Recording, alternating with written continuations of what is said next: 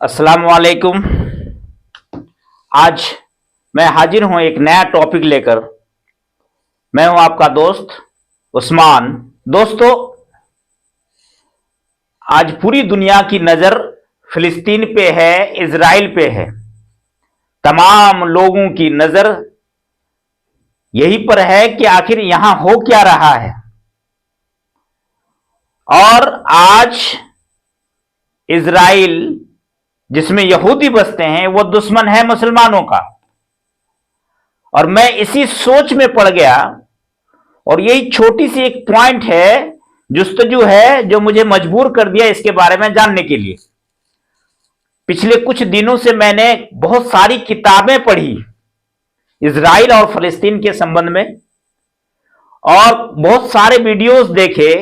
उसके बाद जो रिजल्ट मेरे सामने आया मैं उसको शेयर करना चाहता हूं आपके सामने में। आपसे एक गुजारिश है कि इस वीडियो को आप स्किप ना करें, थोड़ा सा लंबा चलने वाला है। अगर बीच में आपको प्यास लग जाए तो आप उसको रोक के आप पानी उनी पी सकते हैं, लेकिन आप पूरा देखें इसको, तब बात समझ में आएगी। और मुझे मजबूर क्यों किया आखिर जानने के लिए, क्योंकि मुझे एक चीज याद आ गई कि 1939 या 41 से लेकर 45 तक द्वितीय विश्व युद्ध के दौरान हिटलर जो जर्मनी के राष्ट्रपति थे, हेड ऑफ द डिपार्टमेंट थे, जर्मनी के हेड थे, वो दुश्मन थे यहूदी का। और उनका एक मकसद था कि दुनिया में कोई एक भी यहूदी ना बचे। शुरू कर दिया, उसको कहते हैं प्रोग्राम जेनोसाइड। नहीं, एक जानबूझ के प्लानिंग करना है और बच्चों वहां के लोगों को मारना है। तो उस वक्त जर्मनी में द्वितीय विश्व युद्ध के दौरान जर्मनी में तकरीबन 90 लाख यहूदी बसते थे। मारना शुरू कर दिया। कैसे मारा मैं आगे बताऊंगा। 60 लाख यहूदी को उन्होंने मार दिया। बहुत सारे यहूदी वहां से भाग गए जान बचा के, 30 लाख लगभग भाग गए। 60 लाख यहूदी को सिर्फ हिटलर ने मारा, यहूदी को मेरे दोस्तों। और हिटलर कौन थे? ईसाई थे। तो दुश्मन किसका होना चाहिए? यहूदी को। आने वाली तमाम नस्लें यहूदी की जो होगी क़यामत तक, वो याद रखेगी इस बात को, तमाम नस्ल, कि यहूदी, हिटलर ने हमारे पूर्वज को यहूदियों को बेरहमी के साथ मौत का घाट उतार दिया। 60 लाख यहूदी का, अकेले एक इंसान। इसके अलावा भी बहुत सारे दुश्मन ईसाई से है यहूदी का, जो मैं अभी बताने वाला हूं। तो दुश्मन उसका होना चाहिए हमेशा के लिए, जबकि इतिहास गवाह है मुसलमान जब भी इनकी ताकत मिली, इन्होंने कभी भी यहूदी को सताया नहीं, शरण दिया, उसको बचाया। आज मुसलमानों का खिलाफ यहूदी लग गया है। आखिर वजह क्या है? कारण क्या है? ये उल्टी चाल क्यों चल रही है ये यहूदी? बस इसी जिज्ञासा ने मुझे मजबूर कर दिया। और मैं बहुत सारी चीज, और आपको यकीन दिलाऊं, मैं इससे पहले, ये जानकारी लेने से पहले, मेरा जो एक राय था वो बदल गया। और आज मैं तथ्य बताने वाला हूं, मान्यता बताने वाला हूं, राय बताने वाला नहीं कि मेरी क्या राय है। राय आपको देनी है। आप बात को सुन लीजिए, उसके बाद राय आप देंगे, चाहे वो नेगेटिव में हो, पॉजिटिव में हो, इजराइल के पक्ष में हो, फिलिस्तीन के पक्ष में, यह आप पर है। It's totally depend on you, not on me. तो मुझे बतानी है कि तथ्य क्या है, हकीकत क्या है। आइए बात में शुरू करूं, उससे पहले कुछ बातें। जो मौजूदा हालात है, ये 3 जो अहम मजहब है दुनिया में, यहूदी, ईसाई और इस्लाम, ये 3 मजहब की हालात, पोजीशन क्या है इस दुनिया में अभी मौजूदा जमाने में। अगर मैं आबादी की बात करूं तो आज ईसाई की आबादी है सबसे ज्यादा पूरी दुनिया में, तकरीबन 240 से 250 करोड़ के बीच, लगभग 250 करोड़, 2.5 अरब ईसाई बसते हैं अभी मौजूदा हालात पूरी दुनिया में। और इस्लाम की तादाद क्या है, मुसलमानों की तादाद क्या है? 190 से 200 करोड़ के बीच, 190 से 200 crore, second largest religious in this world. दूसरी सबसे ज्यादा तादाद में मजहब मानने वाली इस्लाम है। इस्लाम मुसलमानों की संख्या है 200 करोड़ के आसपास। और यहूदी की तादाद कितनी है? केवल सिर्फ 1.5 करोड़, 1,50,00,000। अगर मैं पूरी दुनिया का रेशियो बताऊं प्रतिशत में, तो ईसाई 31% है, 31%, और मुसलमान 25%, 25%, और यहूदी कितना है? 0.02% ओनली, 0.02% ओनली। और देश की तादाद क्या है? ईसाई मजहब के मानने वाले कितने ऐसे देश हैं जहां उनकी तादाद ज्यादा है, बहुसंख्यक में है, उनकी सरकार है? वो 125 देश, लगभग 125 देश ईसाई की। और मुसलमानों को कितना? लगभग 55 से 56 देश, 55 से 56। और यहूदी का कितना? सिर्फ और सिर्फ एक देश, इजराइल।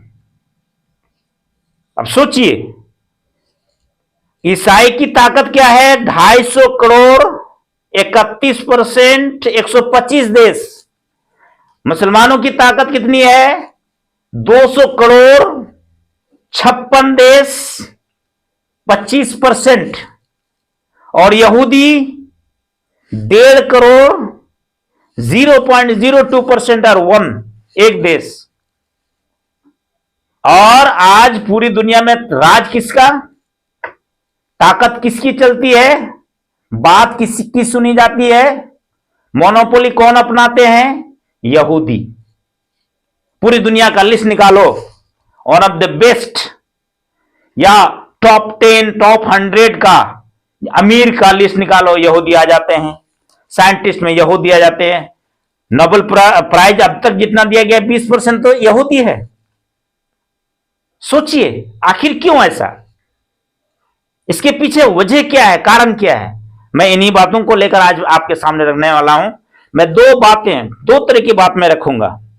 पहली बात, ये जो 3 अहम मजहब है दुनिया में, ईसाई, मुसलमान और यहूदी, इसमें समानताएं क्या है? ये निकला कहां से? एक पक्ष ये होगा, दूसरा है कि आखिर लड़ाई जो लड़ी जा रही है इजराइल में, ये इजराइल से ये तीनों मजहब के संबंध क्या है, ताल्लुक क्या है? आखिर वजह क्या है कि तीनों मजहब के लोग यहीं पर जाना चाहते हैं? उसका एक शहर है यरूशलेम।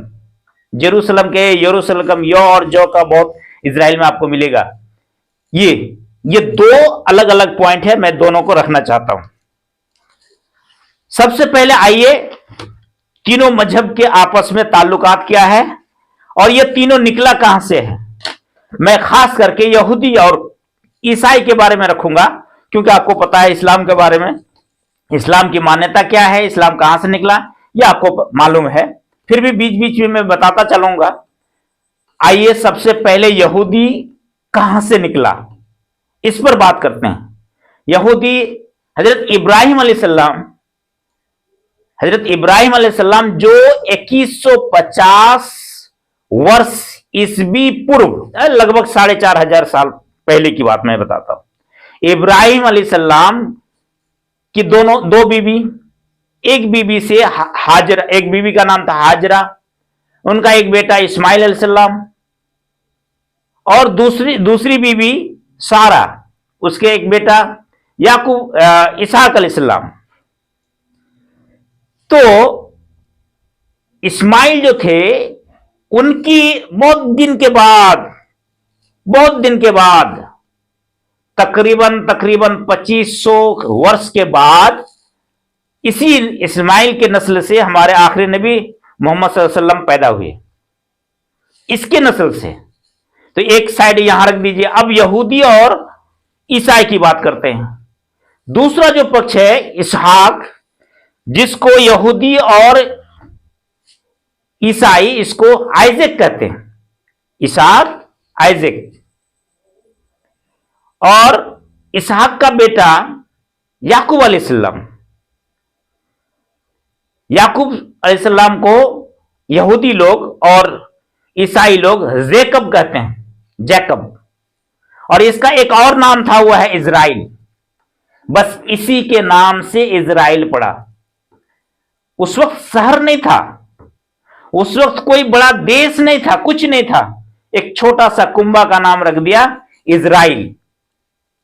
और उसी इजराइल यानी याकूब अलैहिस्सलाम का 12 बेटा, 12 बेटा। और ये 12 बेटा आपस में लड़ गए, भिड़ गए, और ये 12 जनजातियों में बट गए। उसमें से एक बेटा जिसका नाम था जुदा, एक बेटा जुदा, वो जो मजहब मानते थे उसको कहा गया यहूदा, याकूब अलैहिस्सलाम का बेटा। और उसके मजहब के लोगों को मानने वाले को क्या कहा गया? जीव, यानी यहूदी, यहूदी या जीव जो कहिए। और ये आपस में इतना लड़ने लगे तब वहां से ये लोग पलायन कर गए। पलायन कहां किए? सभी इजिप्ट चले गए। इजिप्ट जो आज उसका दूसरा नाम है मिस्र, मिस्र चले गए। और वहां मिस्र में एक राजा था जिसका नाम है फरवाह, यानी फिरौन। फरवाह यानी फिरौन। देखिए, मैं मान्यता किसका रख रहा हूं? यहूदी का, मुसलमानों का नहीं।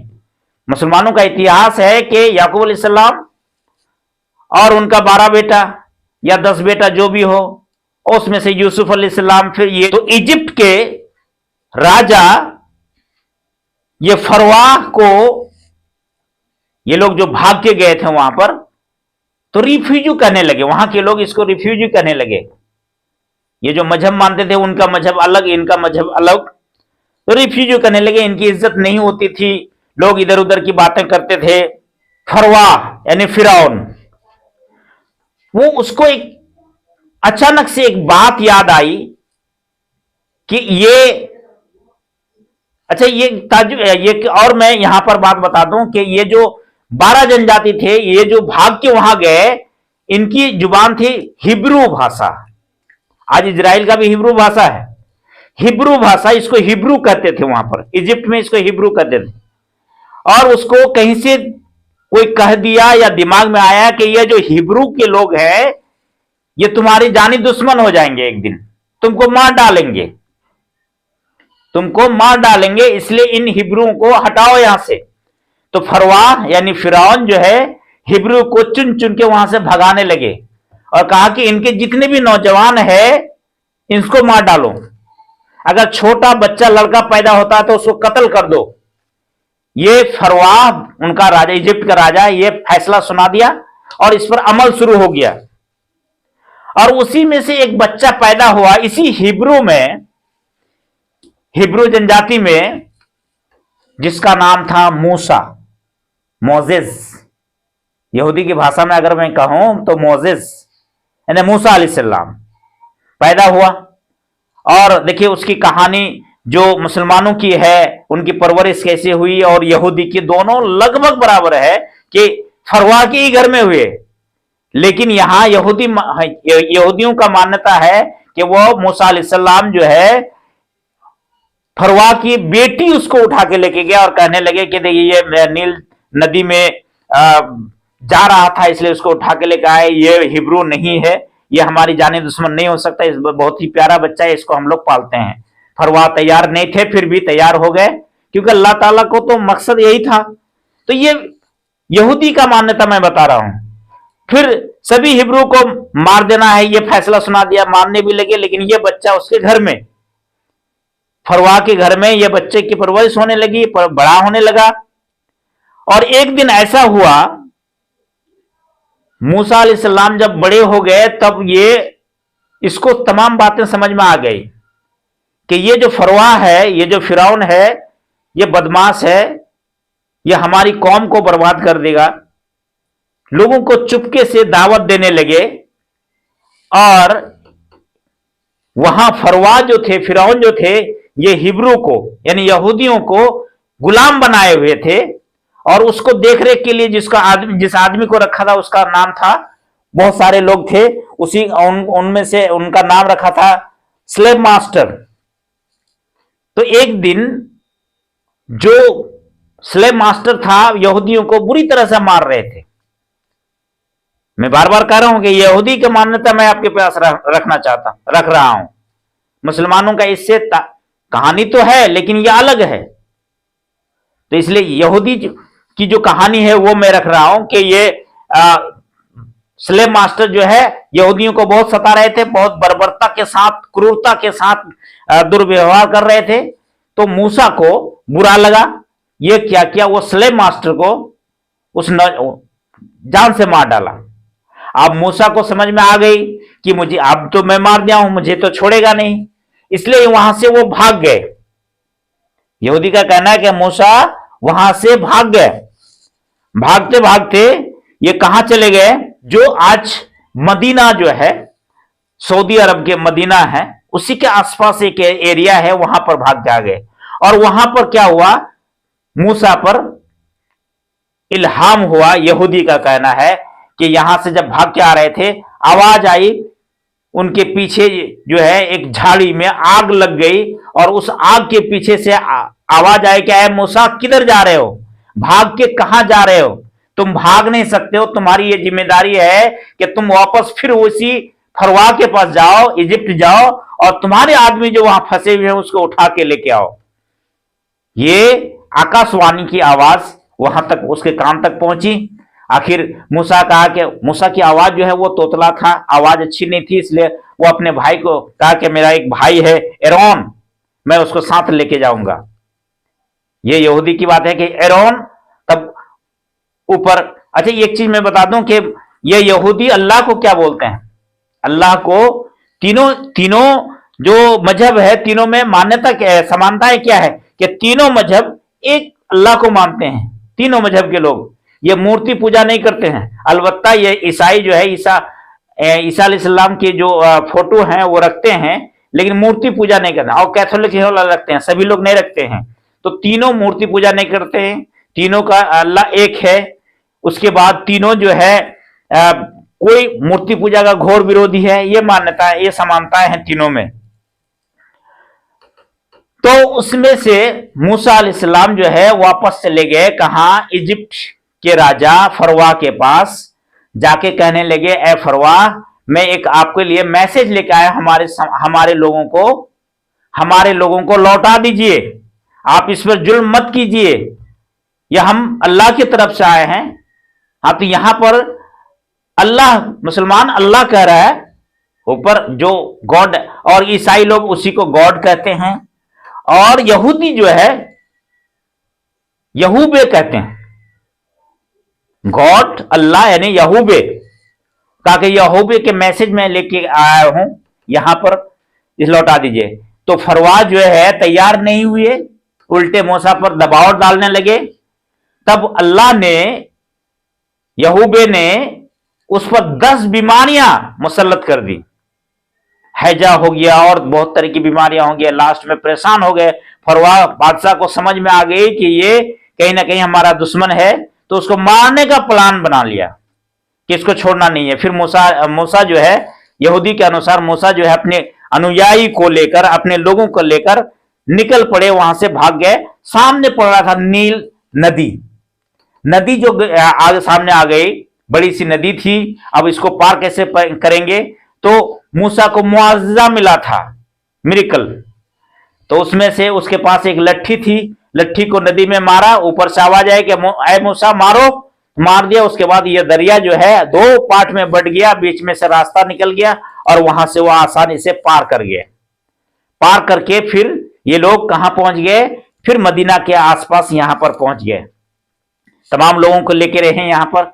उसके बाद फिर ये मूसा की मौत हो जाती है, और यहूदी लोग धीरे धीरे चले जाते हैं, किसी तरह यहां से वहां भटकते रहते हैं। ये यहूदी की मान्यताएं हैं मूसा तक। और मूसा को सबसे बड़ा नेता यानी कि पैगंबर मानते हैं यहूदी के लोग। और अभी ईसाई शुरू नहीं हुआ है। ईसाई जो मजहब है उसकी पैदाइश नहीं हुई है, यहूदी की बात मैं कह रहा हूं। और मुसलमानों में क्या है कि मूसा अलैहिस्सलाम भी नबी पैगंबर, ईसा अलैहिस्सलाम भी पैगंबर, उससे पहले इब्राहिम अलैहिस्सलाम भी पैगंबर, याकूब अलैहिस्सलाम भी तमाम लोग पैगंबर, यहां तक कि आदम से शुरू है। यहूदी तो कहां से शुरू है?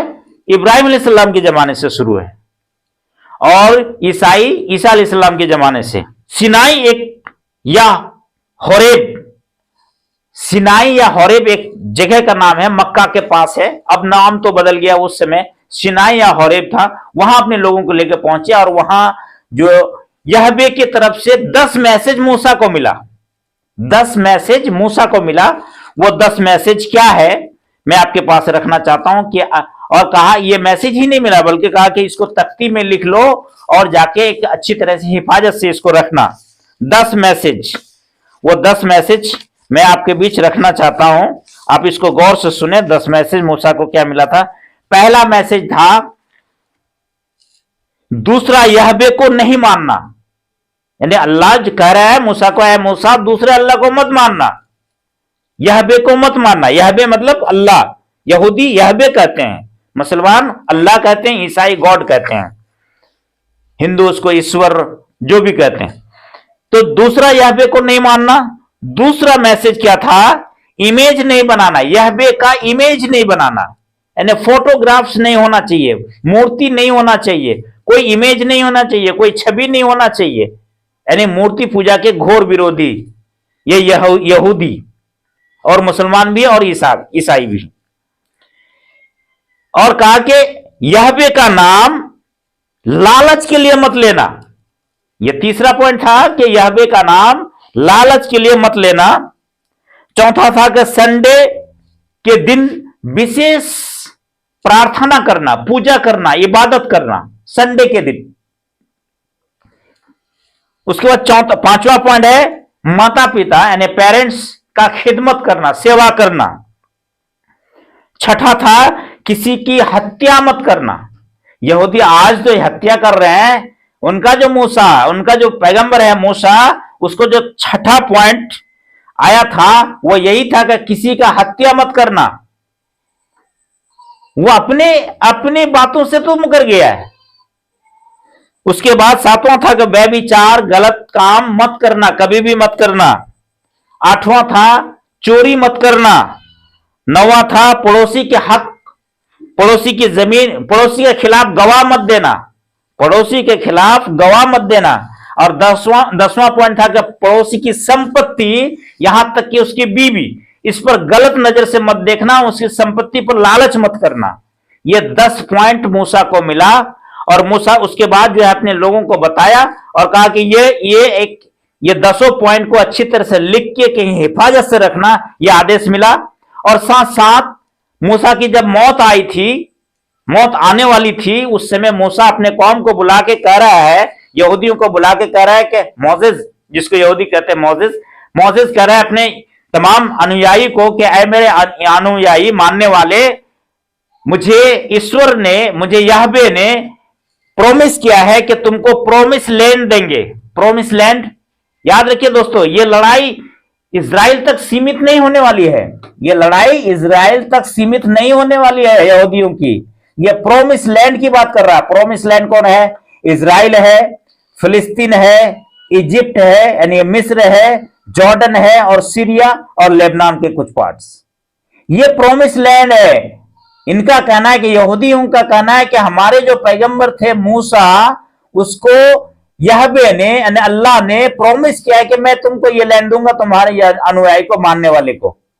तो वो इसी प्रॉमिस लैंड को लेने के चक्कर में है, धीरे धीरे अपने कदम को बढ़ा रहे हैं। आज इजराइल लिया, फिलिस्तीन के हाथ से इजराइल को ले लिया, कल इजिप्ट लेगा, कल ये होगा, परसों ये होगा। ये इस तरह के उसका मकसद है। खैर ये राय आपको रखनी है, क्या सही है क्या गलत है। तो ये उसके बाद मूसा की मौत हो जाती है। ये तो ये हो गई। अब ईसा अलैहिस्सलाम की पैदाइश होती है कहां पर? हाँ, इस बीच में मैं बता दूं आपको, ईसा अलैहिस्सलाम की पैदाइश होती है, ये जो ईसवी हम कहते हैं, कुछ लोग कह रहे हैं तो 4 ईसवी पहले, यानी अभी ईसवी, या फिर ज्यादातर मान्यता है कि नहीं ईसा अलैहिस्सलाम की जो पैदाइश है जिस दिन से उसी दिन से ये ईसवी शुरू हुआ है। तो चलिए 0 ईसवी में ईसा अलैहिस्सलाम, जीसस, जो ईसाई मानते हैं जेसस बोलते हैं इसको, या यीशु मसीह कहते हैं इसको, या अल्लाह का बेटा, गॉड, सन ऑफ गॉड कहते हैं। ये ईसाई की मैं मान्यता रख रहा हूं, अब इस्लाम की नहीं अभी। तो सन ऑफ गॉड जो भी कहते हैं इसको, उनकी पैदाइश होती है कहां पर? बेथलेहम। कहां पर? ये यरूशलेम के ही बगल में एक छोटा सा जगह है, छोटी सी जगह है, वहां बेथलेहम में पैदाइश होती है ईसा अलैहिस्सलाम की। और ये कुछ दिन के बाद, ये यहूदी का मानना है कि यहूदी होकर पैदा हुए थे, और उसके बाद ये बहुत ही तेज तर्रार इंसान थे, बहुत ही तेज तर्रार, और बहुत ही नेक दिल के आदमी थे, बहुत ही साफ सुथरा थे। लोग इसके चर्चा होने लगे कि ये बहुत ही ईमानदार लड़का है, और इनकी बात को मानने लगे। और ये धीरे धीरे, ईसाई का कहना है कि ये धीरे धीरे यहूदी की बात को काटने लगे, एक नई चीज बना ले लगे, ये तुम गलत कर रहे हो, ये गलत कर रहे हो, ये गलत कर रहे हो। और उस पे यहूदी के को समझाने लगे कि नहीं, ये मजहब, जो मजहब ऊपर वाले दिया, गॉड दिया है, ये मजहब वो नहीं है, इसमें तुम लोग चेंजिंग कर डाले हो, इसलिए इसको सुधारो। और यहूदी का कहना है कि ये यहूदी का ही प्रचार प्रसार करने लगे थे। खैर जो भी हो, ईसाई की मान्यता मैं मान रहा हूं यहां पर कि वो एक नई मजहब लेके आए कि नहीं, ये जो रियल मजहब है उसमें चेंजिंग कर डाले हो, तो ये इस तरह बनाना है। एक दिन ऐसा हुआ कि लोग कहने लगे, अच्छा इसके ईसा अलैहिस्सलाम की पैदाइश तो बेथलेहम में हुआ था, पैदाइश तो हुई यहां पर हुई थी, लेकिन इसका जो परवरिश है वो गलीलिया एक जगह है, उसी इजराइल में गलीलिया, वहां पर इसकी पैदाइश, वहां पर परवरिश हो। गलीलिया में लोग मशहूर हो गए, ईसा अलैहिस्सलाम मशहूर हो गए, और तमाम लोग कहने लगे कि आप बेथलेहम यानी कि यरूशलेम जाइए, वहां पर जो मंदिर है, माउंट ऑफ टेम्पल माउंट है, वहां की हालत बहुत बुरी है, वहां के लोग इधर उधर करने लगे हैं, और टेम्पल माउंट की हालत इतनी बदहाली में है कि वहां पर इबादत की जगह पर एक बिजनेस शुरू हो गया, दलाल वहां पर उसको हड़प लिया है, उसको कब्जे में ले लिया, इसको साफ करना है, आपको वहां जाइए। और इनकी चर्चा पूरे इजराइल में, पूरे फिलिस्तीन में हो चुके थे। इसलिए वहां से जब आए, यहां पर इजराइल जब आए, यरूशलेम आए, तो इनके स्वागत के लिए हजारों हजार लोग तैयार हो गए। और आके ही पहला काम किया क्या? ये टेम्पल माउंट जो है, जिसके ग्राउंड में आज बातें हो रही है, तमाम बातें यहीं पर हो रही है। ईसा मानते हैं ये हमारी जगह, मुसलमान मानते हैं हमारी जगह, यहूदी मानते हैं हमारी जगह। यहां पर पहुंचने के बाद टेम्पल माउंट की हालत देखा, बहुत बुरी हालत में पड़े हुए हैं। यहाँ पर जो तिजारत करने वाले लोग थे, अपने मवेशी बांध दिए हैं। यहाँ पर दो करेंसी एक्सचेंज करने वाले जो दलाल थे, ब्रोकर थे, वो अपने जड़ जमा लिए हैं। जो पुरोहित हैं, वहां पूजा करने वाले, ये बिल्कुल वहां से उनसे पैसा उगाही करते हैं। मतलब गलत काम यहाँ शुरू हो गया है। इसलिए आते ही पहला काम अपने अनुयायी के साथ, अपने लोगों के साथ पहला काम सफाई करना शुरू कर दिया। इन लोगों को भगा दिया, वहां से हटा दिया, साफ सुथरा किया। और ये जो हो रहा था, इसी बीच में लोग, वहां के जो लोग थे उसको हड़प के थे, ये लोग विरोध हो गए। चूंकि पुजारी थे, मुख्य पुजारी, ये लोग तो उसका घोर विरोधी हो गए कि ये कहां से आ गया, हम लोगों को भगा रहा है। तो लोगों को ये गलत कन्विंस करने लगा, देखो ये लड़का कहां से आया, हम लोगों को भगा रहा है, अगर हम लोग भाग जाएंगे तो तुम्हारी हालत क्या होगी, सोचो। ये बगावत कर रहे हैं, यहूदी का बगावत कर रहे हैं। यहीं से लड़ाई शुरू हो गई। लड़ाई यहीं से ईसाई और यहूदी के बीच में यहीं से लड़ाई शुरू हो गई। यहां ईसा अलैहिस्सलाम जो है 2-3 दिन में साफ सुथरा कर दिया। मात्र 5 से 6 दिन यहां पर थे, और साफ सुथरा करने के बाद एक जगह था, उसका माउंट जियोन एक जगह है। उस जगह पे जाके बृहस्पतिवार की रात को, यानी जुमेरात की रात को वहां पर आराम करने लगे। और वहां पर लोग आए, और कहा जाता है कि लास्ट सपर, रात्रि का जो खाना होता है उसको सपर कहते हैं, लास्ट सपर। जो ईसाई की भाषा में लास्ट सपर जो है, वो माउंट जियोन में किया गया। माउंट जियोन एक जगह का नाम है, वहीं बिल्कुल सटके है, वहीं पर एक पहाड़ी ऊंचाई है, उसी जगह पर बैठ के माउंट जियोन में वहां पर खाना खाए रात को। और वही उसी रात को जो है, फौरन खाना खाने के बाद ही ये टेम्पल माउंट के जो गार्ड थे, जो सिक्योरिटी थे, उसको पकड़ के, ईसा को पकड़ के यहां पर लेकर आए। उस पर एक अदालत सुबह जो है, शुक्रवार को सुबह सुबह एक अदालत बैठा। उस अदालत में 71 जज थे और उस टेम्पल माउंट का जो मुख्य पुजारी थे वो और एक 72 आदमी बैठे और तमाम बातें सुना। उसके बाद जो है फैसला सुनाया कि ये देशद्रोही है, ये हमारे धर्म विरोधी है, इसको सजा, मौत की सजा सुना दिया वहां पर। उस वक्त नियम यह था, कानून यह था कि जिसको अगर मौत की सजा सुनाया जाए तो उसका जो गवर्नर होता है उसका आदेश लेना जरूरी होता है। याद रखिए उस समय रोम का राज्य चल रहा था, साम्राज्य चल रहा था, तो रोम के गवर्नर उस शहर में थे। उसके पास चला गया, तमाम लोग का ये फैसला सुना है, आप अपने इसके सहमति दीजिए। तो रोम के जो गवर्नर थे वो ईसाई थे। ईसाई, उसको मालूम था कि ये तो गलत हो रहा है, लेकिन वो सीधे नहीं कह रहे थे कि अगर हम कह देंगे तो यहाँ हो सकता है विद्रोह हो जाए और हमारी जान चली जाए, हमारा जो साम्राज्य है वो चली जाए। इन्होंने फिर उसको कहा कि नहीं, हम नहीं, इसका फैसला क्या, इसको अच्छी तरह अच्छा होगा कि जो पुजारी है, मुख्य पुजारी है, वहां पर लेके जाइए। फिर यहाँ वापस आ गया मुख्य पुजारी, फिर फैसला सुनाया कि नहीं, इसकी मौत की सजा हो जानी चाहिए, इसको मौत का घाट उतार देना है। फिर वहां नियम था कि जिसको सजा दे दिया जाए, मौत का सजा, तो पब्लिक से भी पूछना है कि आपकी सहमति, आखिरी सहमति बताइए। तमाम लोगों को बुलाया, लोग एकदम हाथ ऊपर खड़ा कर दिया, क्योंकि पुजारी जो थे गलत कन्विंस कर चुके थे, क्योंकि उनके रोजी रोटी का सवाल था, इसलिए कह दिया कि नहीं, ये सही माने में देशद्रोही ही है। तो जो भी हो, बहरहाल जो भी हो, वहां पर मौत का सजा सुना दिया गया है। और शुक्रवार के दिन ये तमाम घटना हो रहा है। शुक्रवार के दिन ही शाम को 3 बजे के बाद जो है इसको सूली पे लटका दिया गया। वो सूली कैसा होता था कि ऐसे खड़ा कर देना है, ऐसे उसको, और यहाँ कील ठोका जाता था हाथ में, चारों हाथ पैर में, और कील ऐसा था कि उस कील ठोकने के बाद जो है वहां से खून धीरे धीरे निकल जाएगा पूरा बदन का, और इस तरह वो मर जाएगा। 2 और था, गिल्टी वाले 2 और थे, सजा याफ्ता लोग, 3 आदमी को एक साथ वहां पर। ये ईसाई धर्म की मान्यता को मैं कह रहा हूं, इस्लाम का नहीं। फिर होता क्या है कि उसी दिन, संडे के दिन, ये फ्राइडे के दिन इसकी मौत होती है, संडे के दिन जो है ईसा दोबारा पैदा होते हैं। जहां पर इसको दफनाया गया वहां से दोबारा पैदा होता और फिर लोगों को बुला के चुपके से अपने अनुयायी के साथ बातचीत करते हैं। 40 दिन तक जो है ये प्रचार प्रसार करते हैं, किसका? ईसाई धर्म का, कि यहूदी लोग गलत है, ये अपने मजहब को चेंज कर चुका है, इसको छोड़ो और ये मजहब मानो। 40 दिन के बाद जो है वो अचानक जो गॉड है उसको ऊपर उठा लेता है और इस वादे के साथ ऊपर जाता है कि एक बार फिर लौट के आएगा, जिस वक्त फिर बुराइयां फैल जाएगी पूरी दुनिया में, तो उस वक्त फिर ईसा मसीह जो है वो वापस आएगा। ये ईसाई की मान्यता है। तो इस तरह मेरा कहने का मकसद है कि ये तीनों मजहब के लोग एक ईश्वर को मानते हैं, एक अल्लाह को मानते हैं, एक यहवे को मानते हैं, एक गॉड को मानते हैं।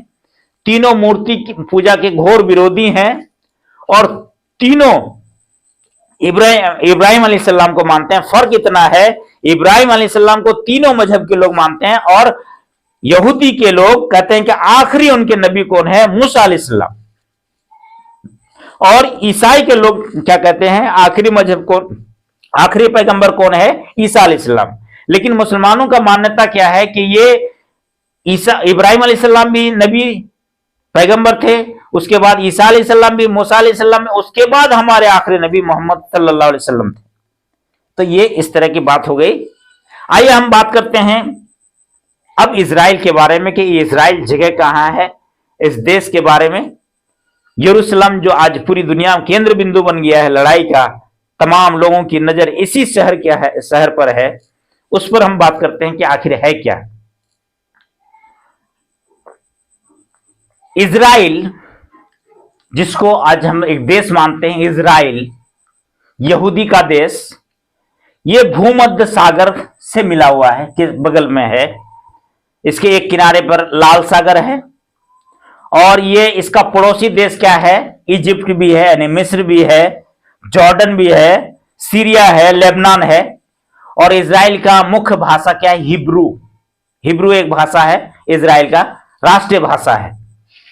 जैसे हमारे राष्ट्रीय भाषा हिंदी है, उसी तरह उसके वहां का राष्ट्रीय भाषा हिब्रू है। और इसमें 80% लोग इस देश में यहूदी बसते हैं। तकरीबन 60 से 70 लाख आबादी अभी वहां पर बसते हैं यहूदी के। इजराइल में ही एक शहर है यरूशलेम। यरूशलेम एक ऐसा शहर है, लगभग 7000 वर्ष पीछे क्या घटना वहां से चले आ रहा है। 7000 वर्ष पहले भी पता चलता है यहां शहर बसा था। और मैं अगर गलत ना हूं तो यह कह सकता हूं कि पूरी दुनिया में सबसे ज्यादा अगर कोई शहर जान लिया है, जान कुर्बान किया गया है, तो वह है यरूशलेम। इसके लिए इतनी कुर्बानियां लोग दी है, इतने हत्याएं हुई है, इतने जान गए हैं जो अन्य शहर के लिए नहीं है। यरूशलेम छोटा सा एक शहर, इसका इतिहास क्या है? यरूशलेम में एक ऐसी जगह है, अभी पूरी दुनिया में 51 करोड़ वर्ग किलोमीटर क्षेत्रफल है पूरी दुनिया का, और उसमें से तकरीबन 15 करोड़ वर्ग किलोमीटर जो है इंसान बसते हैं, इसमें आबादी बसते हैं। और इतनी बड़ी दुनिया में झगड़ा किसके लिए? केवल वो जो यरूशलेम में जिस जगह पर झगड़ा है उसका क्षेत्रफल क्या है आप सुनेंगे, आपको मालूम होगा तो ताज्जुब में पड़ जाएंगे। आखिर ये इतनी छोटी जगह के लिए तमाम लोग 35 एकड़ में वो फैला हुआ है। 35 एकड़, 35 एकड़, जिसको हम कह सकते हैं 35 गुना 70 बीघा लगभग, बस इतनी जमीन है। और इसी में तमाम लड़ाइयां। तो उस जगह में क्या है? 3 से 4 चीज बहुत महत्वपूर्ण है। 3 से 4 चीज। पहली चीज मस्जिद अल अक्सा, मस्जिद अल अक्सा। और दूसरा है डोम ऑफ रॉक, मस्जिद Al Aqsa, dome of rock, dome of chain. और एक कह सकते हैं चौथी चीज क्या है? Western wall, western wall. ये 3 से 4 चीज है जिसकी पे पूरी लड़ाई है। यहूदी भी मानते हैं, ईसाई भी मानते हैं। इस शहर का इतिहास है तकरीबन 2000 वर्ष पहले रोमन लोगों का इस पे कब्जा था। उसके बाद इतिहास, और वहां पर डेविड एक राजा थे, डेविड यानी दाऊद अलैहिस्सलाम, उसकी एक राजधानी थी। इसी शहर में राजधानी हुआ करते थे दाऊद अलैहिस्सलाम। लगभग 33 साल ये पूरा हुकूमत की। उसके बाद जब इनकी मौत हुई तो इनके बेटे सुलेमान अलैहिस्सलाम, जिसको यहूदी के लोग और ईसा के लोग सोलोमन कहते हैं, दाऊद को डेविड और सुलेमान अलैहिस्सलाम को सोलोमन। और सोलोमन ही ऐसा बादशाह है कि इस शहर का पूरा विकास किया। और वो जो जगह है माउंट, टेंपल माउंट, जिसको मुसलमान क्या कहते हैं? हरम अल शरीफ, हरम अल शरीफ। और यहूदी और ईसाई इसको टेंपल माउंट कहते हैं। जगह एक ही है, नाम अलग अलग है, अलग अलग मजहब के लोग। हरम अल शरीफ का वहां पर बुनियाद रखा सुलेमान ने, और उसका पूरे शहर का विकास किया। ये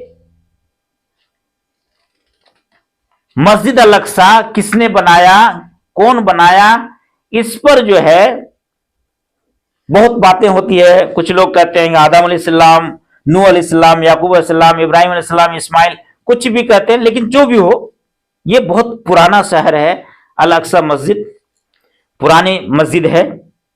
मुसलमानों के लिए यह तीसरी सबसे बड़ी पवित्र जगह है। पहला मक्का, उसके बाद मदीना, उसके बाद तीसरा ये यरूशलेम का अल अक्सा। कहा जाता है सुलेमान अलैहिस्सलाम, जिसको सोलोमन कहते हैं, इन्होंने जिन्नात के जरिए इस मस्जिद के, इस माउंट, टेंपल माउंट का बुनियाद रखा। उसके बाद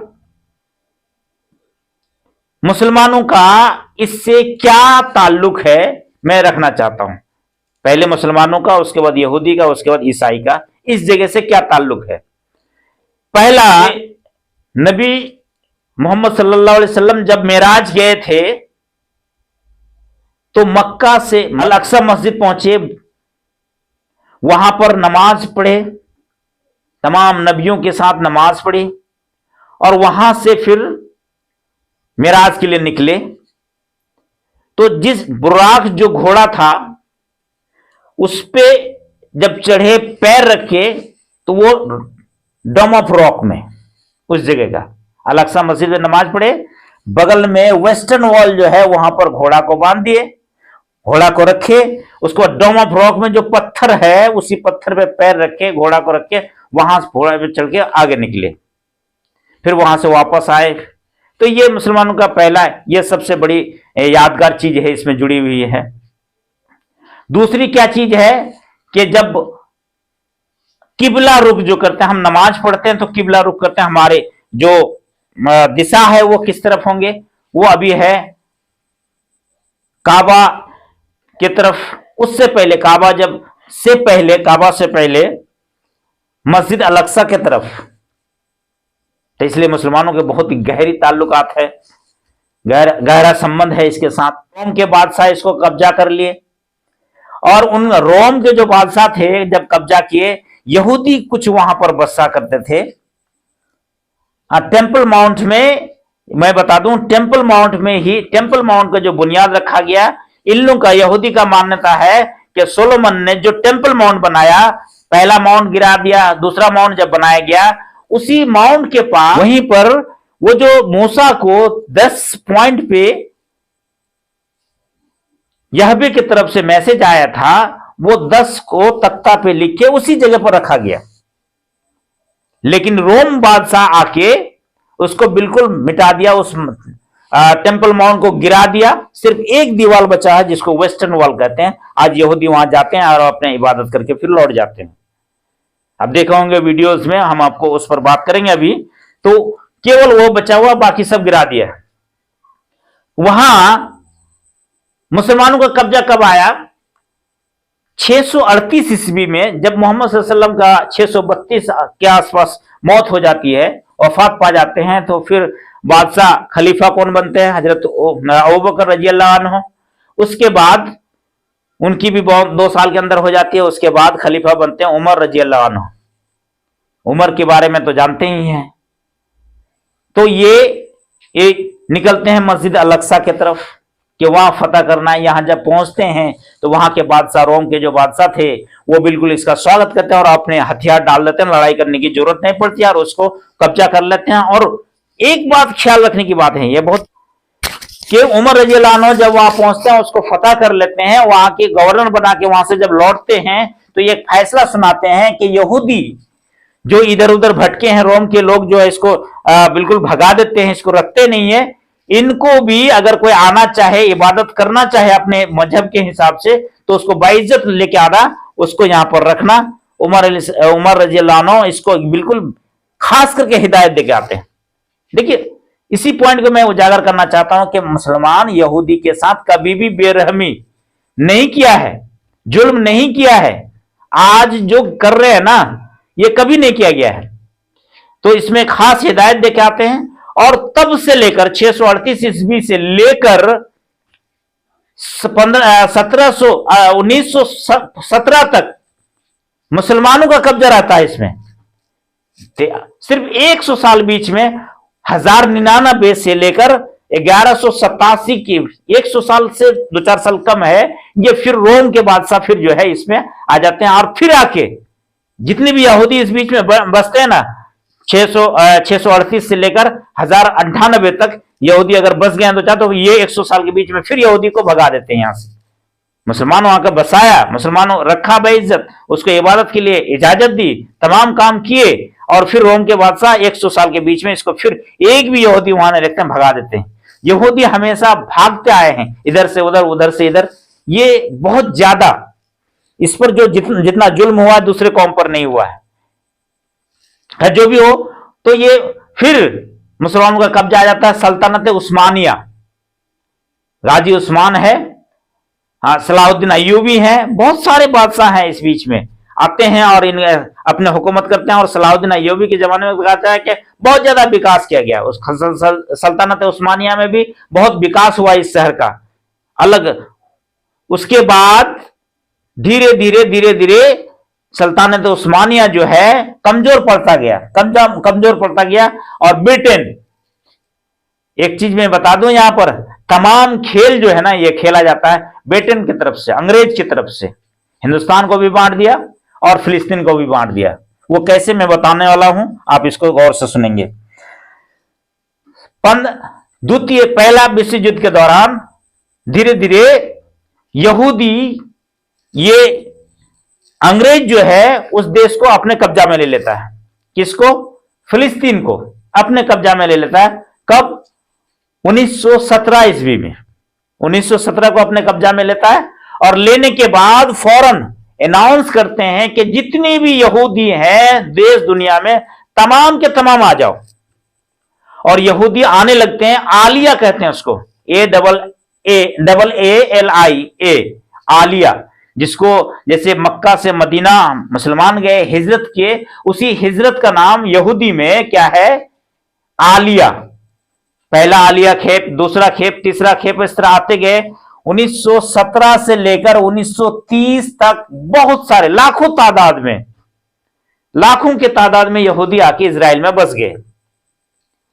और एक चीज मैं बता दूं यहां पर, अंग्रेज पहला विश्व युद्ध में अंग्रेज बिल्कुल यहूदी को कह दिया था कि अगर मेरी जीत होगी, मेरे साथ तुम लोग दोगे तो तुमको एक देश बना देंगे, एक देश दे देंगे। उससे पहले तो देश था ही नहीं यहूदियों का। ये तो इधर उधर भटक रहे थे, इसके शरण में कभी उसके शरण में, रिफ्यूजी बने हुए थे, विभिन्न पूरी दुनिया में फैले हुए थे। तो उसको वादा कर दिया, इसलिए यहूदी जो है बिल्कुल अंग्रेज के साथ लग गए।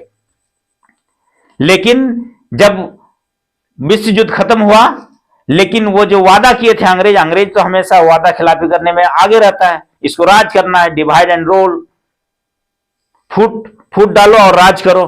फिर इसको आजादी नहीं दिया, इसको देश नहीं दिया और इसको रह दिया। लेकिन एक काम किया कि यहूदी को बुला के इजराइल में बसाने लगे, फिलिस्तीन में बसाने लगे। और 1930 में जब वहां अरबी लोग, फिलिस्तीन के लोग बिल्कुल इसका विरोध करने लगे, ये तो देखे कि मामला गलत हो रहा है, धीरे धीरे लोगों को बुला लिया, बहुत ज्यादा लोगों को बुला लिया, तो ये लोग विरोध करने लगे। तब अंग्रेज को समझ में आ गई बात और कह दिया कि नहीं, अब नहीं आने वाले हैं, कोई नहीं आ सकता है, रोक लगा दिया। और इसी बीच में द्वितीय विश्व युद्ध शुरू हो जाता है 1939 से या 40 से, जो भी हो। और हिटलर इधर जर्मनी में, द्वितीय विश्व युद्ध किसके दौरान था, किसके बीच में था? एक तरफ जर्मनी, इटली और जापान था, दूसरी तरफ अमेरिका और इंग्लैंड और सोवियत संघ, ये 6 देश, 3 इधर के बीच में था।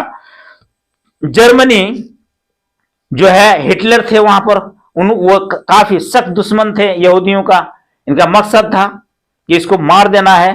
तो ये 2 तरह का काम किया। एक गैस चैम्बर बनाया यहूदी को मारने के लिए, एक कंसंट्रेशन सेंटर बनाया। गैस चैम्बर में लोगों को हजार लाखों की तादाद में घुसा देते थे और जहरीली गैस छोड़ के उसको मार डालते थे। और इस तरह 3 से 4 साल के दौरान जो है 60 लाख यहूदी को मार डाला। 60 लाख, याद रखिए इस संख्या को। आज दुनिया में सबसे बड़ा आतंकवादी कौन है? आराम से कह सकते हैं हिटलर है। सबसे बड़ा अगर यहूदी का दुश्मन कौन है तो हिटलर है। सबसे बड़ा गद्दार कौन है तो हिटलर है। सबसे बड़ा जालिम बादशाह कौन है तो हिटलर है, कह सकते हैं दावा के साथ। लेकिन आज बदकिस्मती के साथ ये इल्जाम है मुसलमानों पर लग गया है। तो हमें भी चाहिए कि इस तरह की जानकारी हमें याद रखनी चाहिए। तो उन्होंने इसको 1938 को 1939 से 1945 तक इसको मार। उसके बाद द्वितीय विश्व युद्ध जब खत्म हो गया, जर्मनी की हार हो जाती है। एक चीज याद रखिए, अगर जर्मनी जीत जाती, जर्मनी देश अगर जीतते तो यहूदी नहीं रहते, लेकिन उनकी हार होती है। और इस तरह जीत कौन जाते हैं? इंग्लैंड, सोवियत संघ, रूस और अमेरिका जीत जाते हैं। और इस तरह इंग्लैंड जो है फैसला सुना देता है कि 15 मई 1948 ईस्वी को मैं आजाद कर दूंगा, ये फिलिस्तीन को आजाद कर दूंगा, छोड़ के यहां से चले जाऊंगा, तुम लोग सरकार बना लेना। और मामला की गंभीरता को देखते हुए वहां अरबी के लोग बहुत ही खिलाफ कर रहे थे, फिलिस्तीन के लोग खिलाफ कर रहे थे, विरोध कर रहे थे, प्रोटेस्ट कर रहे थे, जुलूस निकाल रहे थे, सरकार के खिलाफ बोल रहे थे। उसको समझ में आ गया, अंग्रेज तो बहुत चालाक होता है, समझ में बात आ गई। तब ये क्या किया, द्वितीय विश्व युद्ध के बाद यूएनओ का, यूनाइटेड नेशन ऑर्गेनाइजेशन का जो जन्म हुआ, उसका पहला ये मामला, पहला केस यही दे दिया गया कि आप इसको फैसला सुनाइए। फैसला सुना दिया गया। यहां एक तरफा क्या फैसला, सुनिए इसको, कि एक तरफा फैसला सुना दिया गया कि 51% पूरे फिलिस्तीन का 51% किसका हो जाएगा, इजराइल का होगा, जो अपना देश बना लेगा। और 49%, आधा से थोड़ा कम, ये फिलिस्तीन का होगा। अब अगर मेरा घर है और मेरे घर में किसी मेहमान को बुलाए, उसको रखे, और मेरी आधी जमीन से ज्यादा वो ले ले और कह दे कि नहीं इनका हो गया और हम मेरा ही कम हो गया, तो हम बर्दाश्त कर सकते हैं इसको? तो अरबी के लोग, फिलिस्तीन के लोग कभी बर्दाश्त नहीं किए, इसको विरोध करने लगे। और इसमें एक और फैसला सुना है कि 49% किसका होगा, फिलिस्तीन का होगा, 51% इजराइल का होगा, अपना अपना देश बनाएगा। और जो यरूशलेम है, वो जो शहर है, ये यूएनओ देखेगा इसको, ना इजराइल का कब्जा रहेगा ना फिलिस्तीन का रहेगा, ये यूएनओ के कब्जे में रहेगा। और इसमें वोटिंग हुआ इसके, उस समय भारत जो है यूनाइटेड यूएनओ का सदस्य बन चुका था। उसमें हिंदुस्तान की तरफ से उस समय प्रधानमंत्री पंडित जवाहरलाल नेहरू थे, बिल्कुल इसको विरोध में डाला फिलिस्तीन के पक्ष में कि यह हो नहीं सकता। इनका, हिंदुस्तान का जो पंडित जवाहरलाल नेहरू थे, इनका कहना यही था कि ठीक है भाई, अगर इजराइल को, यहूदी को जगह दी है, अच्छी बात है, बैठने के लिए दिए, ठीक है, तो एक देश हो जाए, यहूदी भी उसमें नागरिक बने और फिलिस्तीनी वाले भी नागरिक बने, दोनों रहेंगे, मिलजुल के रहेंगे, एक देश का आप घोषणा कीजिए। 2 नेशन थ्योरी क्यों लगाते हैं? तो इसलिए इसको विरोध किया। और जितने भी अरबियन कंट्री थे, सीरिया हो या जॉर्डन हो, वहां पर इजिप्ट हो, ये तमाम लोग विरोध किया इसका। और ये जो फैसला सुनाया, ये फैसले पर अमल नहीं हुआ। ठीक उसी तरह अंग्रेज बांट के गया था, कौन, हमारे हिंदुस्तान को बांट के गया था क्या, कि एक तरफ पाकिस्तान होगा और उसी का एक पार्ट होगा बांग्लादेश, यानी कि उस समय पश्चिमी पाकिस्तान, पूर्वी पाकिस्तान। देखिए ताज्जुब है बांटने के, सोचिए कि एक देश, एक पूर्व तरफ, एक पश्चिम तरफ, बीच में फिर हिंदुस्तान। लेकिन यहां दुर्भाग्य कहिए या सौभाग्य कहिए, जो भी कहिए, यहां पर दोनों पक्ष के लोग मान गए, दोनों ने अपना अपना सरकार बना लिया और आराम से रहने लगे। लेकिन वहां पर क्या हुआ कि ये जो पार्टीशन के सेम इसी तरह घटना है कि फिलिस्तीन को जो बांटा, वेस्टर्न बैंक जो है वो एक तरफ रखा और गाजा पट्टी को एक तरफ, बीच से फिर ये इजराइल होगा, सेम। तो यहां पर दोनों पक्ष मान गए थे, वहां दोनों पक्ष नहीं माने, एक पक्ष माना, एक पक्ष नहीं माना। तो 1948 में 15 मई 1948 को फिर ये अपना देश घोषित कर दिया इजराइल। किसके हिसाब से? अमेरिका और इंग्लैंड के सहायता से, इनकी मदद से, अंग्रेज की मदद से अपने आप को देश घोषित कर दिया इजराइल, कि हम इजराइल बना रहे हैं, देश बना रहे हैं। अरबियन लोग फौरन हमला कर दिए कि, और ये सोचे कि तो नया नया देश बना है, ये इसकी ताकत क्या होगी। इन लोगों को पता नहीं था कि इसके पीछे दोस्त कौन खड़ा है। आज जो ये बाद में मैं बात करूंगा कि ये फैसला सुना दिया कि ये जॉर्डन, सीरिया, इजिप्ट और फिलिस्तीन, ये मिलके इजराइल पर, और इजराइल को पूरी तरह से सहायता कर दिया। कौन मदद कर दिया? कौन? अमेरिका और सोवियत संघ, रूस और इंग्लैंड। जीत हो जाती है और जीतने के बाद ये और कुछ जमीन ले लेते हैं, आधा आधा तो लगभग किया था, लेकिन अब वो गाजा पट्टी भी कुछ ले लेते हैं और साथ साथ वेस्टर्न बैंक, फिलिस्तीन का जो एरिया दिया गया था यूएनओ के जरिए, वहां से भी कुछ हथियार लेते हैं, यरूशलेम तक पहुंच जाते हैं, वो शहर तक पहुंच जाते हैं। और इस तरह फिर लड़ाई होती है। एक लड़ाई तो 1948 को हुई, दूसरी लड़ाई 1956 को फिर हुई, और तीसरी लड़ाई, सबसे महत्वपूर्ण लड़ाई थी 1967 को, 6 डे वॉर, जिसको कहा जाता है 6 डे वॉर। 6 दिन की लड़ाई चली, उसमें 6 दिन में बुरी तरह से परास्त कर दिया ये मुस्लिम देश को। फिर वही जॉर्डन और इजिप्ट और साथ साथ सीरिया, फिलिस्तीन, और ज्यादा जमीन, ज्यादा से ज्यादा जमीन ले लेता है। वर्तमान की हालत यह है, आज फिलिस्तीन के पास 100 में से जो पूरा 100% फिलिस्तीन की जमीन थी, वो जिसकी जमीन आज उनके पास 16% है, और जिसकी जमीन ना हो, बाहर से आके शरण लिया हो, पनाह मांगा हो, अपने जान बचाया हो, किसी तरह आके बसा हो, वो देश बना लिया और 84% जगह घेर के अपने आप को हीरो बन गया है। ये है हालात वहां की। मेरे दोस्तों, इस बात पे तो कुछ बात मैं एक और रख देना चाहता हूं, वो जो यरूशलेम है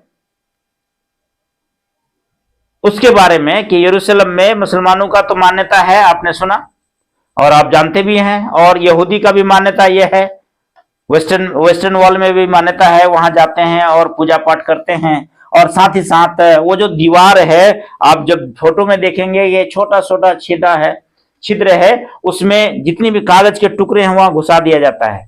कुछ लोग घुसाते हैं, कुछ लोग नहीं घुसाते। वो क्या है एक्चुअली में, जो उनके विशेष हैं, जो पूजा करने के लिए जाते हैं, और उनका जो विशेष है, उनका जो तमन्ना है, उनका जो मांगना है, उनके किससे, यहवे से, अल्लाह से, वो लिखते हैं कागज में कि मुझे ये दे दे, किसी को बेटा नहीं है तो बेटा दे दे, बेटी नहीं है तो बेटी दे दे, संपत्ति दे दे, जो भी हो, उनकी जो ख्वाहिश है, उनकी जो डिमांड है, उस कागज में लिखते हैं और उस दीवार में उसमें घुसा के आ जाते हैं। बहुत सारे लोग, ज्यादातर लोग ये करते हैं, कुछ लोग नहीं करते हैं। तो ये उनका, कुछ लोग जाके रोते हैं, बहुत ज्यादा रोते हैं। और अब आइए मैं बताता हूं, वो जो टेम्पल माउंट है, उसमें कुल 11 गेट है।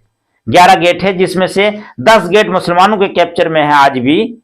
जॉर्डन की जो है वक्फ बोर्ड वहां पर बना हुआ, वक्फ बोर्ड उसको देखते हैं, और वो जो सिक्योरिटी का काम है वो जॉर्डन देश करते हैं और उसमें सिक्योरिटी करते हैं। एक और चीज मैं खास बता दूं, यहाँ पर जो क्रिश्चियनिटी है, क्रिश्चियन के लोग हैं, वो इस शहर से उसका क्या ताल्लुक है। ईसा अलैहिस्सलाम यहाँ पर आए थे गलीलिया से, गलीलिया बेथलेहम में उसकी पैदाइश, जो यरूशलेम के बगल में ही है।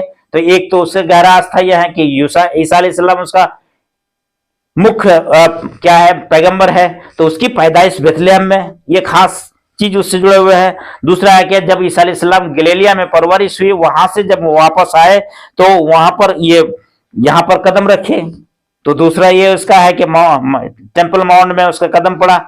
तीसरा है कि वो जब रात्रि भोज कर रहे थे, लास्ट सपर, अंतिम रात्रि भोज, वो माउंट जियोन जो बगल में ही है, उसका आस्था वहां पर जुड़ा हुआ है। फिर वहां पर उसको सूली पे चढ़ाया गया, इसी माउंट टेम्पल माउंट के बगल में, वो एक आस्था है वहां पर।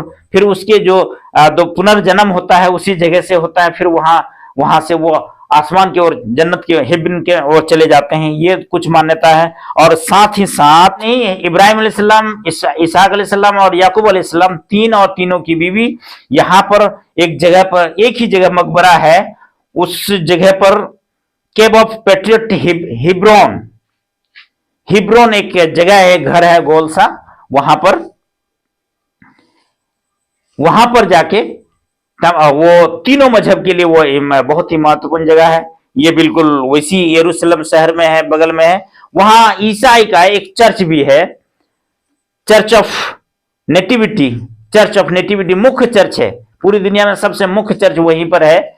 और एक चीज मैं इस चर्च के बारे में, बहुत ही खूबसूरत चीज मैं बता दूं आपको, ईसाई का वो चर्च का नाम है द चर्च ऑफ होली सेपल्कर। और यहां पर ईसाई धर्म में भी बहुत सारे, जैसे मुसलमानों में भी शिया है, सुन्नी है, ये है, वहाबी है, और क्या क्या है, अहले से तमाम बटा हुआ है। उसी तरह ईसाई धर्म में भी बहुत सारे, कैथोलिक है, और अफ्रीकन के जो लोग हैं, और अमेरिकन, जो अलग अलग से उनके भी ईसाई में बटे हुए हैं। तो वो जो चर्च है, तमाम लोगों की मान्यता है उसमें, तमाम जितने भी उनका बटा हुआ उनमें मान्यता है, लेकिन वो अलग अलग जगह पर है। एक रूम है, बड़ा सा हॉल है, उसमें गेट जब खुलता है तो वो अलग अलग जगह बना हुआ है, ये कैथोलिक के लिए, या फला के लिए, फला के लिए, वहां पूजा पाठ करते हैं, जो प्रेयर है वो करते हैं, उसके बाद निकल जाते हैं। और शाम के समय फिर वो ताला मार दिया जाता है। अब ताला का चाबी जो है रखेगा कौन, क्योंकि हो सकता है उसको देंगे तो वो हथिया लेंगे। बहुत ही इंटरेस्टिंग है ये चीज है कि वो चर्च का जो चाबी है, किसी एक मुस्लिम फैमिली, पिछले 800 साल से चलाया है, एक मुस्लिम फैमिली वहां पर है, उसको चाबी दे देता है। उनके नस्ल का नस्ल चले आता है उसी के घर में। तो कह रहे, उनका यही मान्यता है कि हमें तो यह है कि हम ले सकते हैं, वो ले सकता है, लेकिन इन मुसलमानों को चर्च से क्या मतलब है, इनका तो कोई लगाव नहीं है। इसलिए इसको दे दो, ना तेरा होगा ना मेरा होगा, इसके पास रहेगा। इसलिए वो मुस्लिम फैमिली हमेशा सुबह जाके उस चर्च को खोलते हैं और शाम को फिर बंद करके अपने चाबी घर लेके आते हैं।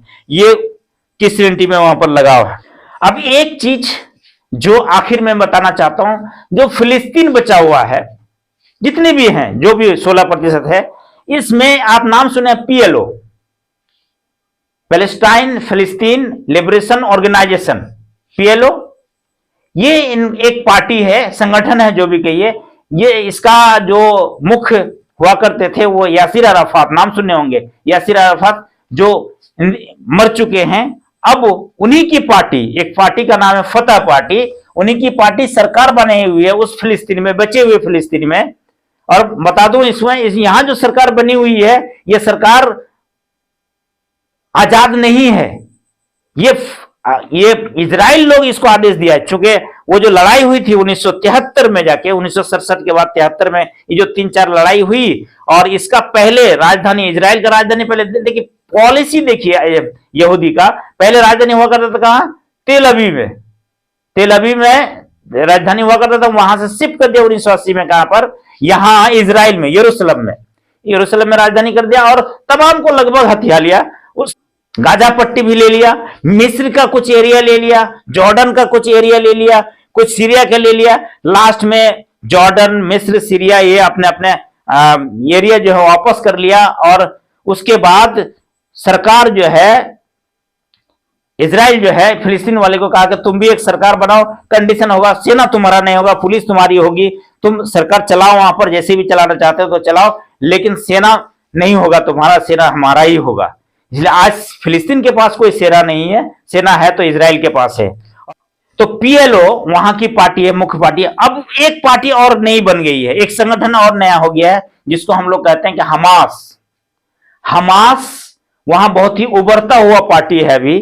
तमाम लोग, चूंकि PLO ये जो मान लिया, जब एग्रीमेंट बना अमेरिका के साथ, वो इजराइल के प्रधानमंत्री, अमेरिका के राष्ट्रपति थे, यासिर अराफत थे, एक एग्रीमेंट बना कि सरकार तुम्हारी बनेगी, लेकिन ये कंडीशन होगा। तो वहां के लोग मानने लगे कि ये कहीं ना कहीं गलत हो गया हमारे लिए, ये अपने PLO के लोग अपने आप हमारे देश को बेच डाला, कन्विंस कर दिया, हमास के लोग कन्विंस कर दिया कि इस तरह की घटना हुई है।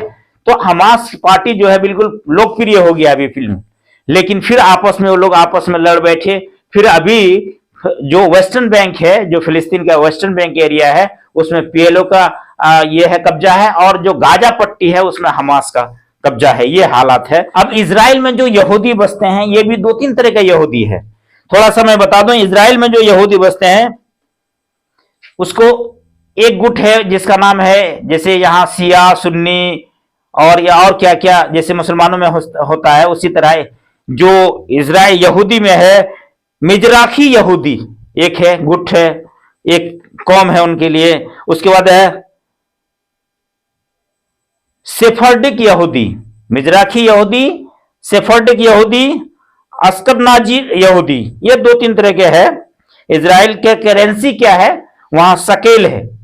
करेंसी क्या है? जैसे यहां रुपया है, उसी तरह वहां शकेल चलता है। और आखिर में चलते चलते मैं आपको बहुत ही एक मजेदार घटना बता दूं कि इजराइल में वहां के लोग इतना लड़ाकू कैसे होता है, इसके बारे में बता दूं कि वहां एक कानून है कि देश का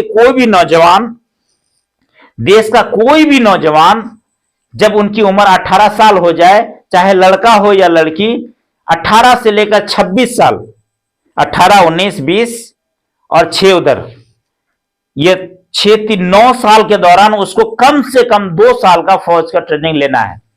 चाहे वो लड़का हो या लड़की, आम आदमी का बेटा या बेटी हो, या प्रधानमंत्री का बेटा या बेटी हो। कंडीशन है कि कोई भी आदमी इजराइल का जब उनकी उम्र 18 साल हो जाए, तो 18 से 25 साल तक उसको आजादी है। इस साल नहीं तो अगले साल, यानी 26 साल तक इसको 2 साल का कम से कम फौज का ट्रेनिंग लेना पड़ेगा। अगर आप नहीं लेते हो तो उस देश में रहने का आपको कोई हक नहीं है। ये इजराइल का नियम है। अब बताओ, अगर ऐसा कंडीशन है, इसका मतलब वहां जितने भी लोग 18 साल पार के, 26 साल पार करके है, तमाम लोग फौज की ट्रेनिंग लिया हुआ है। तो अलग से फौज की क्या जरूरत है? जरूरत पड़ने पर जब ये 26 साल के हो जाते हैं, फौज की ट्रेनिंग ले लेते हैं 2 साल का, उसके बाद उसको हथियार दे दिया जाता है कि आप घर जाओ। तो सब सेना है वहां पर। पहला देखो, अपने आप को वो लोग मजबूत करने का कंडीशन में बताता हूं। ये हकीकत है, इससे आप दूर भाग नहीं सकते हैं। ये उनके लिए तारीफ नहीं है, ये हकीकत है, आपको मैं समझा रहा हूं कि एक पॉइंट तो वो है। दूसरा, केबिस सिस्टम एक बहुत ही महत्वपूर्ण सिस्टम है। आज भी वहां कई गांव है, कई कबीले हैं, कई जगह पर है जहां पूरे गांव के खाना एक ही जगह बनता है। पूरा गांव 100 घर है तो 100 घर का खाना एक ही जगह बनता है। उससे उन लोगों का मकसद ये होता है कि देखो, खाना अगर बनाएंगे 100 घर में अलग अलग बनाएंगे तो बहुत सारे खाना बर्बाद हो जाएगा, तो ऐसे फायदा क्या है। और खेती भी एक जगह होता है और काम भी एक ही जगह, हर जगह। अब अगर बच्चा पैदा हुआ है, नया नया बच्चा, अगर 10 महीने का, 4 महीने का, 5 महीने का, 10-15, उस गांव में 20 बच्चा है तो 4-5 औरतों को लगा दिया जो बच्चे को अच्छी तरह से देखभाल करना जानती है, उसको लगा दिया कि आप ये काम में दक्ष हैं, आप ये काम करो। बच्चा चाहे जिसका भी हो, दूसरी तीसरी औरत का भी हो, इसको लगा दिया कि इस बच्चे की परवरिश तुम करो, तुम्हारा ये काम है। बाकी औरतों को किसी को लगा दिया खाना बनाओ, 10 औरतें तुम खाना बनाओ। कहीं पर लगा दिया कि तुम खेती का काम करो, सिलाई का काम करो। पूरे गांव मिलके एक ही काम करते हैं, मिलजुल कर करते हैं। और जो आमदनी होता है पूरे गांव फिर शेयर कर लेते हैं, बांट लेते हैं। इसमें अमीर कौन, गरीब कौन, कोई पता नहीं चलता। जो काम 2 दिन में होना चाहिए वो 1 दिन में हो जाता है। ये सिस्टम बहुत बेहतरीन सिस्टम है। इस तरह से वो रेगिस्तान में भी वो लोग फसल उगा लेते हैं। फायदा यही है कि वो लोग केबिस सिस्टम को लेके चलते हैं और आज भी वो कामयाब है। ये दूसरा चीज है, दूसरी चीज है। और तीसरी चीज मैं बता दूं एक चीज और इजराइल के बारे में, कि वहां जब महिलाएं प्रेग्नेंट होती है, तब जिस दिन वो प्रेग्नेंट होती है तब से वो मैथ का क्लास करती है, हार्ड सवाल को लिखती है, उस पर एक्सरसाइज करती है। अगर पूछिएगा क्यों ऐसा करते हैं तो उनका कहना है कि मेरे पेट में बच्चा आया है, अगर मैं जो करूं वो असर बच्चे पर पड़ता है, जो मैं करती हूं उसका असर बच्चे पर पड़ता है, इसलिए मैं मैथ की क्लास लेती हूं। टिपिकल जो क्वेश्चन है उसको सॉल्व करता हूं ताकि मेरे बच्चे जन्मजात तेज पैदा हो। ये काम वो करते हैं। उसके बाद एक और काम, वहां पर जो इंटेलिजेंट है, खुफिया एजेंसी, उसका नाम है मोसाद। नाम सुने होंगे, बहुत ही फेमस वर्ड है मोसाद। ये कितना तेज है इसके बारे में बताना चाहता हूं, एक उदाहरण देना चाहता हूं।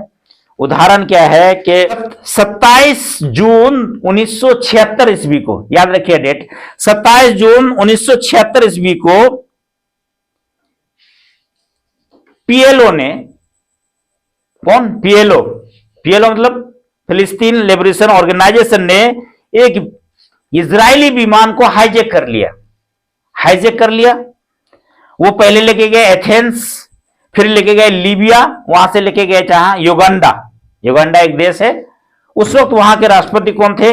ईदी अमीन। वहां लेके चले गया और कंडीशन रखा कि मेरे कुछ जो साथी है इजराइल वाले, कंडीशन रख दिया वहां की सरकार को कि मेरे कुछ लोग तुम अरेस्ट करके रखे हो, उसको छोड़ो, मैं छोड़ दूंगा। ये अगर ये चीज हिंदुस्तान में हुआ होता, और इसका जीता जागता हम सबूत भी देते हैं, अटल बिहारी की सरकार जब थी हमारे देश में, एक विमान यहां पर भी हाईजैक हुआ था। कहां लेके गए? कंधार लेके गए, अफगानिस्तान के कंधार लेके चले गए थे। कंडीशन रखा कि कुछ हमारे उग्रवादी यहां पर हैं, कश्मीर के जेल में बंद है, उसको छोड़ो, हम छोड़ देंगे। सरकार बात करने की कोशिश की, नहीं माना। लास्ट में यहां पर खूंखार कुछ लोग हैं, अजहर मसूद है और कुछ लोग हैं, उनको हमारे गृह मंत्री वहां तक छोड़ने के लिए गए, छोड़ दिए। उसके बाद उसके बदले में तमाम लोगों को लेके आ गए। तो अगर हमारे यहां होता तो ऐसे ही होता। लेकिन देखिए मोसाद का, देखिए कमाल, मोसाद बातचीत करने की कोशिश की उन लोगों से जो हाईजैक किए हुए थे प्लेन को, लेकिन बात नहीं बनी। कहा कि पहले बात छोड़ो, उसके बाद हम छोड़ेंगे। फिर नहीं छोड़ा जब, तो इंटरनेशनल दबाव उस पीएलओ पर पड़ने लगा। तमाम लोग पूरी दुनिया का कहने लगे कि ये कुछ नागरिक तो बाहर के भी लोग हैं, दूसरे लोग हैं, उसको छोड़ो। तो आखिर वो लोग 2 से 3 दिन के बाद जो है 148 नागरिक जो इजराइल के नहीं थे, दूसरे देश के थे, मान लीजिए इंडिया और कहीं किसी भी देश के थे, उनको छोड़ दिया। 148 को छोड़ दिया और 94 इजरायली नागरिक, जो खास इजरायली नागरिक थे, उसको रख लिया। और साथ ही साथ 94 के साथ साथ 12 आदमी पायलट दल से थे, चालक दल से थे, उनको भी रख लिया। 94 और 12 106 आदमी को बिल्कुल वो रख लिया, छोड़ा नहीं। और कंडीशन वही रखा है कि अब नहीं छोड़ोगे तो हम इसको मार देंगे। मोसाद उसके आगे बिल्कुल नहीं झुका, प्लानिंग किया तेजी से। 1-2 दिन में प्लानिंग करने के बाद अचानक 6 दिन के बाद अचानक क्या किया, आखिरी डेडलाइन दिया था कि अब अगर कल तक नहीं करोगे तो हम लोग मार देंगे इसको। एक दिन पहले ही मोसाद जो है 100 कमांडर 100 फौज को लेके उड़ जाते हैं अपने देश इजराइल से। कहां? ये युगांडा देश, वहां पहुंच जाते हैं और वहां उतरते हैं। उस जहां पर वो हेलीकॉप्टर रखा हुआ था, जहां पर आदमी रखे हुए थे, एक बड़ी सी बिल्डिंग थी, खंडर थी, वहां पर लोग रखे हुए थे। वहां पहुंचते हैं, वहां जाके और जो लोग वहां पर उग्रवादी थे, पीएलओ के लोग थे, बंधक बनाए हुए थे, उनसे लड़ाई होती है और उसको फिर मार डालते हैं और तमाम लोगों को छुड़वा के फिर वापस घर लेके आते हैं। इसमें क्या, जितने भी उग्रवादी थे यानी पीएलओ के सदस्य, जितने भी हाईजैकर थे, उन तमाम को मार देते हैं। 1-2 बचते हैं, बाकी 1-2 भाग जाते हैं, बच जाते हैं। और 104 आदमी को 103 आदमी को घर लेके आ जाते हैं। उसमें से 3 आदमी रह जाता है, क्या 2 आदमी मर जाता है गोली चलने के बाद। एक आदमी हॉस्पिटल में था इसलिए उसको नहीं ला पाता है। ये 3 आम आदमी जो थे वो 3 का डेथ होता है और बाकी 103 आदमी को आराम से घर लेके आ जाते हैं। साथ ही साथ और मरता कौन है, यहां से जो 100 फौज गया था उसका जो कैप्टन था, कमांडर था, उसकी डेथ हो जाती है और उसका नाम था, ये बहुत ही इंटरेस्टिंग क्वेश्चन है, ये है जानकारी है, उनका नाम था यूनाथन या जुनाथन नेतन्याहू। जुनाथन नेतन्याहू, ये कौन थे, इनके डेथ हो जाते हैं। अब ये हीरो थे, उस कमांडर थे। ये नहीं सोचा कि हम कमांडर हैं, हम पीछे रहेंगे, आगे बढ़ के काम किया, प्लानिंग किया और कितने मजबूती के साथ। तब जब वहां से लेके आ जाते लोगों को, तब युगांडा के राष्ट्रपति को पता चलता है कि हमारे देश आया और यहां से लोगों को लेके चल दिया, हम कुछ नहीं कर पाए। यह है मोसाद का कमाल। और वो जो कमांडर का डेथ होता है उसका नाम था योनाथन या जोनाथन नेतन्याहू। वो कौन थे, अभी जो हम देखते हैं इजराइल का प्रधानमंत्री बिन्यामिन नेतन्याहू, इनका बड़ा भाई था। और उस समय ये बिन्यामिन नेतन्याहू पढ़ाई करते थे अमेरिका में, और जब इसकी मौत हो जाती है वो घर आते हैं। उसके बाद यहाँ के लोग बिल्कुल उसको हीरो मानने लगते हैं। आज बिन्यामिन नेतन्याहू इतने बड़े हीरो कौन है, अपने बड़े भाई के लिए, जो 100 आदमी को छुड़ाने के लिए अपनी जान की कुर्बानी दे दिया। मोसाद के कहने पर मोसाद के साथ चला और लेके आ गया। अगर हमारा देश या किसी और देश का होता तो शायद ये उन लोग उग्रवादी को छोड़ देता, उन लोगों को छोड़ देता और वो अपने लोगों को लेकर आता। लेकिन मोसाद इतने चालाकी के साथ ये काम कर दिया कि झुका नहीं, अपने लोगों को वापस सुरक्षित लेके आ गया।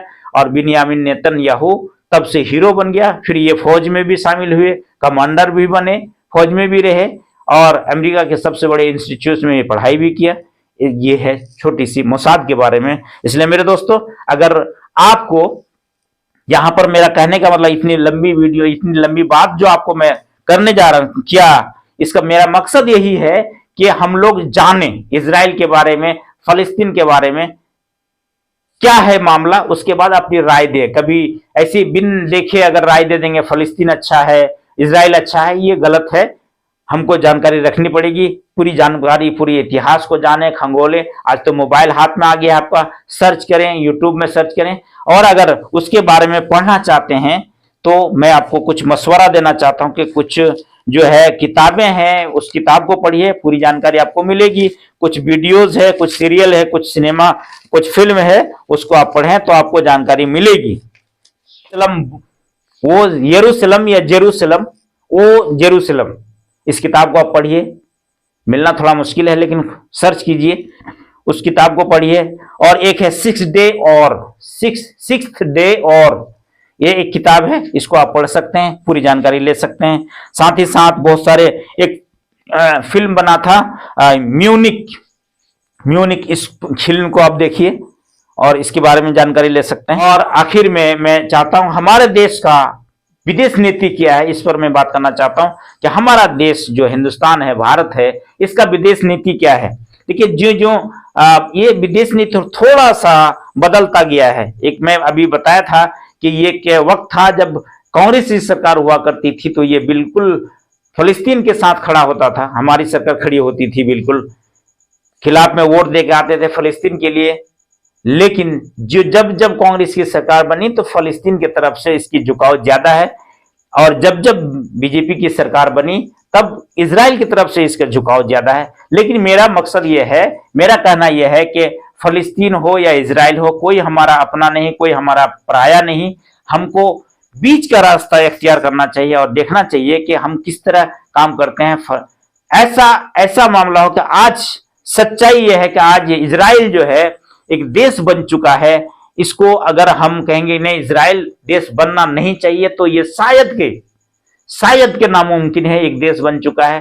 तो सच्चाई भलाई ये है कि हमको एक ऐसा रोल निभाना है। हिंदुस्तान हमेशा रोल निभाता है पूरी दुनिया में, ऐसा रोल निभाना होगा जिससे एक पीस हो, शांति वार्ता हो, लोगों से बात करे। और वहां जो निहत्थे लोग मारे जा रहे हैं, जो मासूम बच्चे मार रहे हैं, चाहे वो इजरायली हो, चाहे वो फलस्तीनी हो, चाहे मुसलमान हो, यहूदी हो, कोई भी हो, इंसानियत के खिलाफ है ये रुकना चाहिए चाहे जो भी हो जाए। और इजराइल यरूशलेम अगर यहाँ शांति बहाल हो जाता है तो पूरी दुनिया में एकमात्र एक वाहिद शहर होगा जो ये मैसेज देगा कि इजराइल यरूशलेम एक ऐसा शहर है जहां तीन मजहब, अहम मजहब के पूजा का स्थान है, इबादत गाह है, जगह है, और तीनों मजहब के लोग वहां पर पहुंचते हैं, इबादत करते हैं, प्रे करते हैं, पूजा करते हैं और शांति से रहते हैं। ये पूरी दुनिया को मैसेज दे सकता है। तो इस मैसेज को देने के लिए फिर हमें आगे बढ़ना होगा। आप लोगों से गुजारिश है कि आप इस वीडियो को अच्छे जो देखें, अगर कोई कहीं गलती है या कुछ भी हो वो कमेंट बॉक्स में कमेंट करें। फिर हम एक और जानकारी फिलिस्तीन के बारे में, इजराइल के बारे में लेके आएंगे। तब तक के लिए दीजिए आपके दोस्त उस्मान को इजाजत। मिलते हैं अगले वीडियो के लिए, तब तक के लिए खुदा हाफिज।